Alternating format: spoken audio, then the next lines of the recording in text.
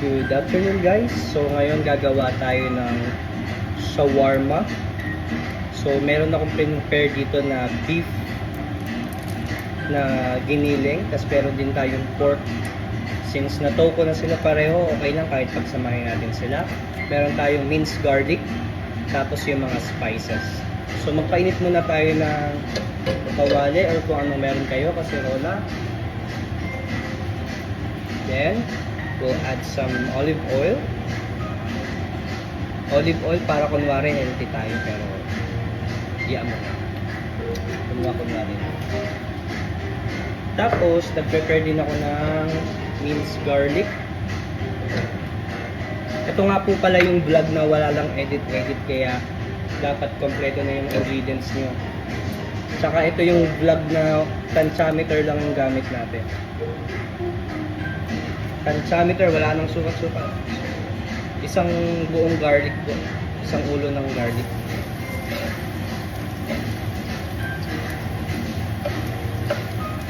Ayan. So medyo ipa-golden brown lang natin siya. Nakita nyo naman ba? Golden brown. So hindi na ako maglalagay ng onion dito kasi kapag pine-prepare na natin yung shawarma, mas gusto ko yung onion na hilaw, yung ilalagay mo siya dun sa kasama ng mga gulay, pipino at kamatis.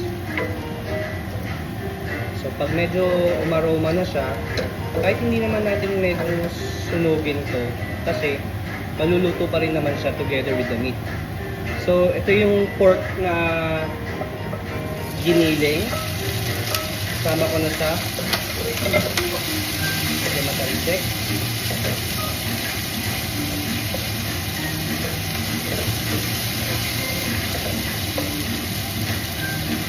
Tapos, meron tayo dito 1 kilo ng beef.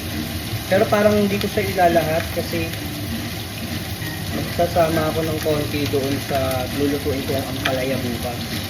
Ginisang ampalaya naman siya. Medyo matigas pa siya eh.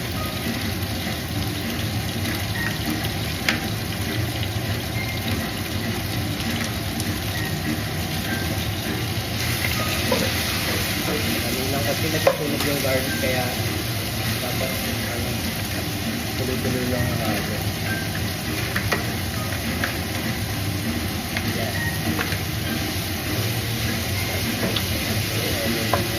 Rinaan natin yung apoy.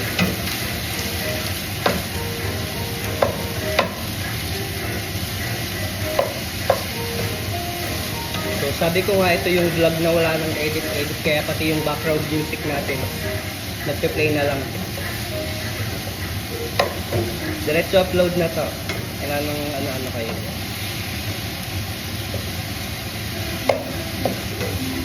So ito na nga, nandito tayo sa Melbourne, Australia. So background lang, nag-aral ako dito ng cookery. So, para maging chef, naging chef naman ako dito, pero parang hindi ko na siya gustong ituloy. Parang hindi para sa akin yung pag-work sa kitchen. Though, kasi pag nag-work ka sa kitchen, hindi ka naman diretso chef eh.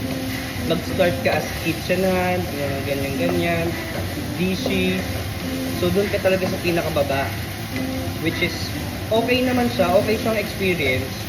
Pero medyo na-trauma lang ako dun sa last kasi dahil ibang lahi yung mga kasama ko, iba talaga yung mga ugali. Anyways, season na natin siya ng toyo.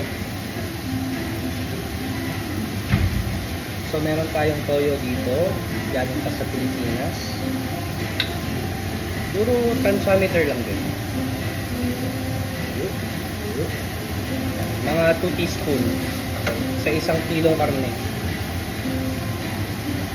Okay.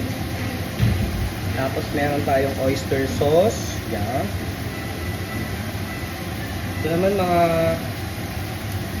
ganun din, 2 teaspoon. At may 2 tablespoon. At 2 kutsara ng toyo saka ng oyster sauce.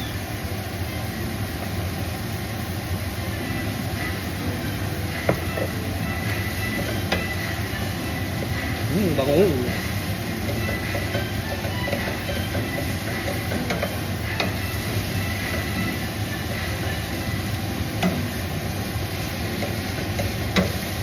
So, lutuin lang natin ng maigi yung karne. So, after ng toyo at saka ng oyster sauce, lalagay naman tayo ng black pepper. Season with black pepper.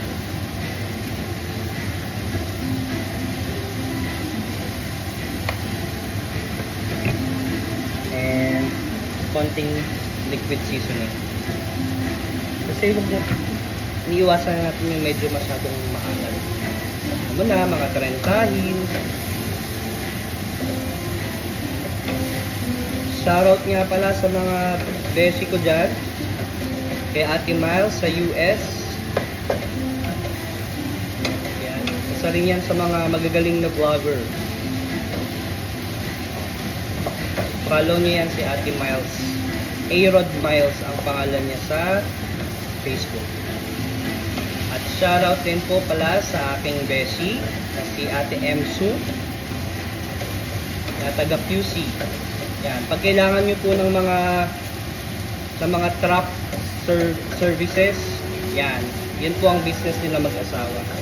Paparenta po sila ng mga truck dyan sa QC kung maglilipat bahay po kayo or may mga kailangan kayong ipalipat or sa mga business nyo. Yan, meron po silang trucking business. Shout out! So sa mga gusto po magpa-shoutout, mag-comment lang po kayo dyan sa baba. And isa-shoutout po kayo sa next nating walang edit na vlogs. Okay.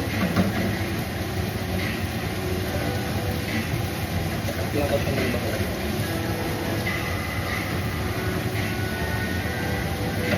Lagyan ko rin siya ng konting cayenne pepper para medyo may sipa.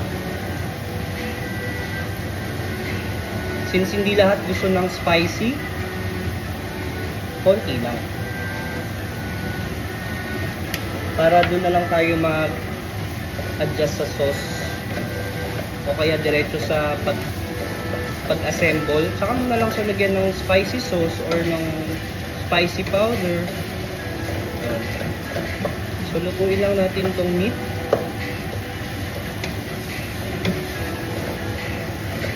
So, pagkaluto nitong meat, yung iba nilalagyan nila ng asukal, pero tingnan ko kung may asukal tayo.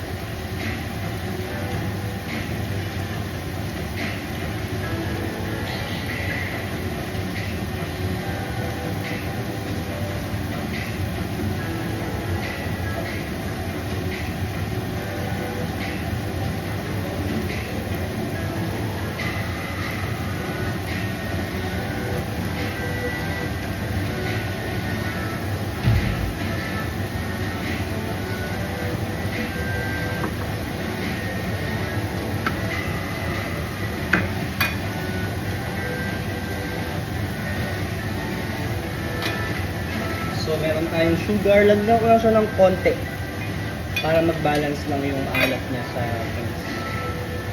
Yung isang kutsara lang. Okay na yan. Okay.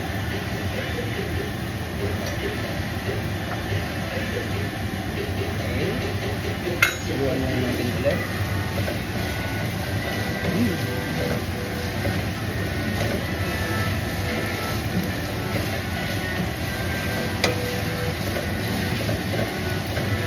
Make sure nyo lang naluto lahat ng parte ng giniling.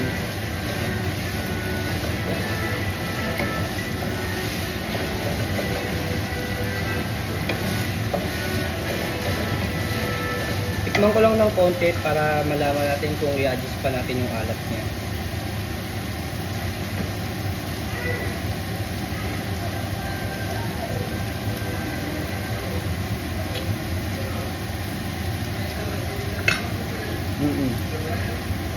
Adjust pa natin yung alat. Bigay tayo ng konting sauce. Para din tumagal yung gulay niya, yung buhay niya.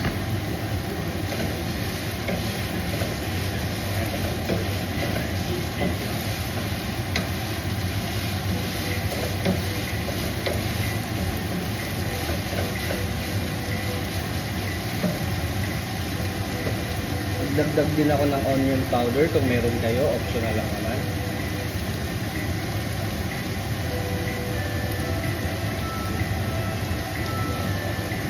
Mga isang kutsarita lang. Dagdag tayo ng garlic powder. Optional lang din. Kasi sabi ko naman, mag-adjust naman tayo sa sauce mamaya.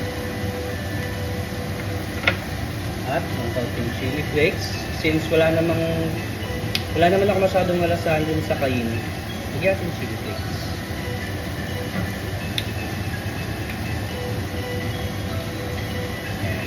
Konti lang naman.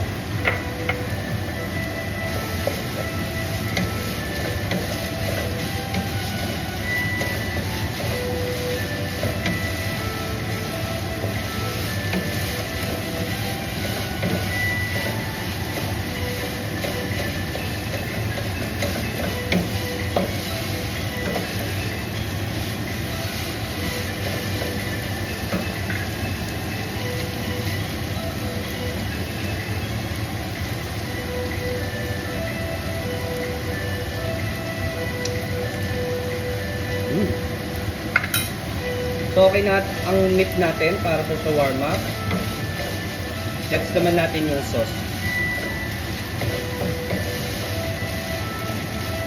Okay ito. Okay na to. Bye. Okay guys, so ngayon naman sorry. Gagawin naman natin yung garlic sauce para sa shawarma. So para walang sisihan, may gagayahin na lang tayo. Hehe. Shout out. Tatabi ko muna to and then gawin natin yung sauce. So now let's make the sauce. This is the garlic sauce. Ito yung isa sa mga nagbibigay buhay sa ating shawarma. Diba nagdaan ng creaminess and that nice garlic flavor. Yung spice. No? This is not the traditional garlic sauce. Kasi pag nagbasa-basa ka ng mga Middle Eastern cookbooks, the traditional way of doing this is bawang lang, lemon juice, and mantika. Ini-emulsify nila yon hanggang maging thick white sauce. Yun na yung pinaka-garlic sauce. This one is more of a modern version. Okay, modern version daw, modern I version. have yung minced garlic. Minced garlic. Pagsasama-samahin ko lang sa blender. Sulawin ko na sa To blender. the blender, may minced garlic. Actually, pwede nga, I'm sure, di ba, maiisip nyo, bakit may mince pa niya? Eh, blender naman. Okay, pwede din. Lalagyan ko pa siya ng And I put more. good mayonnaise. And this is just yogurt. In the absence of yogurt, you can always use sour cream. Pero kasi talagang isa ang yogurt sa nagbibigay buhay dito sa sauce na to. And this is lemon juice or calamansi juice. And really up to you, I want my garlic sauce spicy. So sabi niya minced garlic. Lagyan ko na ng garlic. Lagyan ko na ng mayo. Lalagdagan ko rin siya ng paborito nating Kewpie. Kewpie. Kewpie para medyo mas maasim. Tapos magdagdag din tayo ng nagbibigay buhay dito sa sauce na to. In the absence of yogurt, you can always use sour cream. Pero kasi talagang isa ang yogurt. Sa nagbibigay buhay dito sa sauce na to. And this is lemon juice or calamansi juice. And really up to you. I want my garlic sauce spicy, so I'm going to put lots of chili powder. Kung ayaw mo spicy, in the absence of yogurt, you can always use sour cream. Pero kasi talagang isa ang yogurt sa nagbibigay buhay dito sa sauce na to. And this is lemon juice or calamansi juice. And really up to you. I want my garlic sauce spicy, so I'm going to put lots of chili powder. Kung ayaw mo spicy, ako din, chili powder. Pero ang meron lang tayo is cayenne. No problem. And Cayenne then, we pepper. season it with Konti. salt. At konti ring chili flakes. para makikita natin. Tapos salt Of daw. course. Something salt. Ako lalagyan ko din ng pepper. Para medyo mala-Turks tayo. Peppery kasi yung sauce ng Turks. Eh gusto ko yun. So yung version niya medyo iniba lang natin ng konti. Para version natin. Ayan. Tapos blender natin.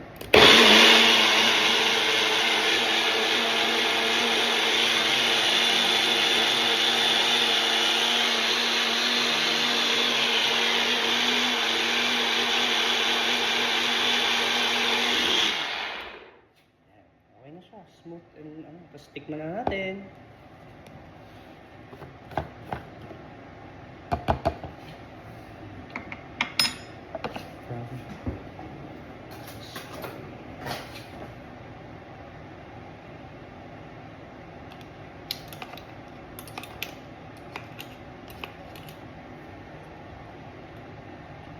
Ang sarap! Perfect. So, perfect na to para sa ating shawarma. So, mag-assemble naman tayo at para ma-enjoy na natin ang ginawa nating pork and beef shawarma. Alright. Thank you guys.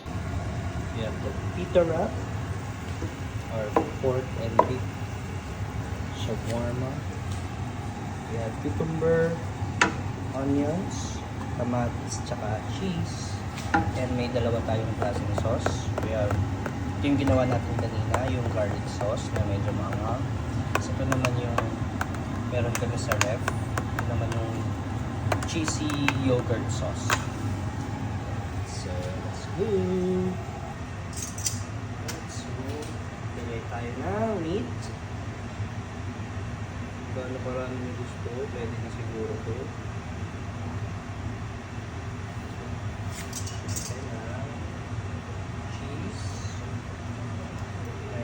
Para mag-melt din siya dyan.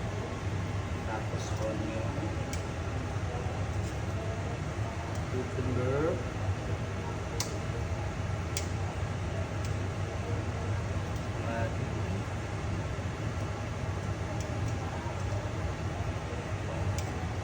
and sauce. So, try muna natin yung garlic sauce.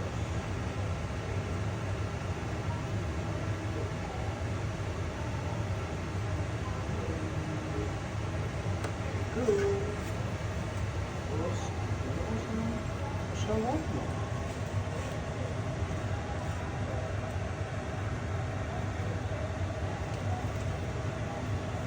And our shawarma.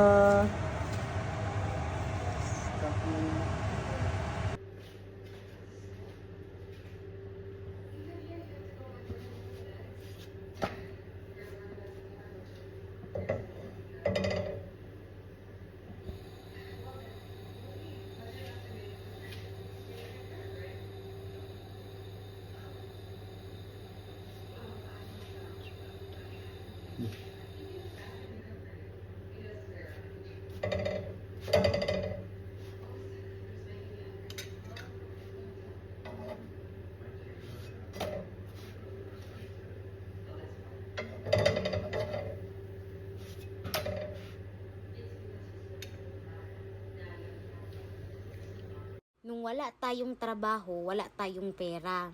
Ngayong may trabaho na tayo, wala pa rin tayong pera. Hindi ko na alam talaga kung anong pinagkaiba.